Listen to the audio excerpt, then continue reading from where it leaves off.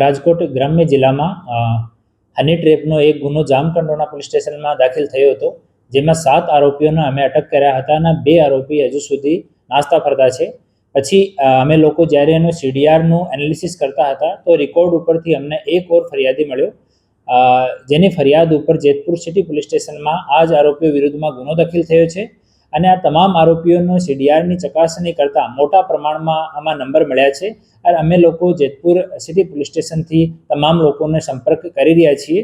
હું ફરીથી લોકોથી અપીલ કરું છું કે જે પણ લોકો આ ગેંગના ભોગ બન્યા હોય, આ હની ટ્રેપ કરવાવાળા લોકોના ભોગ બન્યા હોય, તો આમાં તમારે સામે આવીને તમારે ફરિયાદ કરો આપ લોકો. હું આપને અપીલ કરું છું અને સાથે સાથે હું ખાતરી આપું છું કે આપની પ્રાઇવેસીનો, આપની સામાજિક પ્રતિષ્ઠાનો પોલીસ ધ્યાન રાખશે.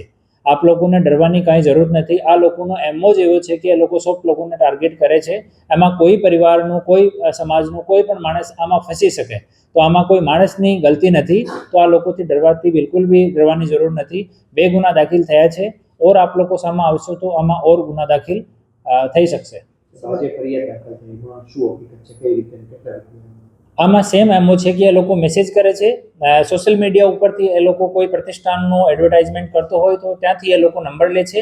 પછી એ લોકો ત્યાં જઈને એક વખત રેકી કરે છે કે માણસ કેવો છે, ઉંમર કેટલી છે, પ્રતિષ્ઠાન કેવો છે. પછી એ છોકરીઓ મેસેજ કરે છે કે હાય, હાઉ આર યુ, હું આવી હતી તમારા અહીંયા દુકાન ઉપર અને અમને સારું લાગ્યું, એમ કરીને વાતોમાં ફસાવે છે. પછી એ લોકો મળવા માટે બોલાવે છે કે હું અમારી ફૂઈના ઘરે જાઉં છું, હું અમારા મામાને ઘરે જાઉં છું અને આ બાજુથી હું રોડથી ગુજરું છું, તમે અમને ડ્રોપ કરી શકશો, એવી વાતો કરીને એ જો ભોગ બનનાર છે એને ટ્રેપ કરે છે. પછી જ્યારે ભોગ બનનાર આવી જાય તો આ ગેંગની જો મેમ્બર છે લેડી, આ શામાંથી ઇનિશિએટ કરે છે કે માણસનો હાથ પકડવો અને માણસ સાથે ઇન્ટિમેસી કરવો, એ શામાંથી ઇનિશિએટ કરે લોકો. અને જ્યારે એ લોકો ઇનિશિએટ કરે એવી ત્યારે જ ગેંગના બીજા માણસો આવે છે અને ભોગ બનનાર સાથે મારકૂટ કરે છે, ભોગ બનનારને પ્રેશરમાં લાવે છે, ધમકીઓ આપે છે, FIR કરાવવાની ધમકી આપે છે, રેપના ખોટા કેસની ધમકી આપે છે. અને પછી ભોગ બનનારની ઇકોનોમિક સ્ટેટસ જોઈને એ લોકો પછી બાર્ગેનિંગ કરતા હોય છે કે કેટલા રૂપિયા આથી માંગવાના છે.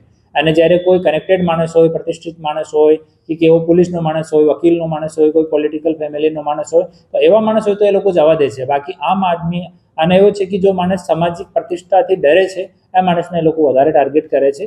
તો હું ફરીથી આમ જાહેર જનતાને અપીલ કરું છું કે આપને ડરવાની જરૂર નથી. આપની સામાજિક પ્રતિષ્ઠા ખરાબ થાય એવો કોઈ સંજોગોમાં કામ થશે નહીં. આપ લોકો આવો, અમે લોકો પૂરી પ્રયાસ કરીને આપની મદદ કરીશું. બીજી ફરિયાદમાં 1.5 લાખ રૂપિયા એ લોકો લીધા. Thank you.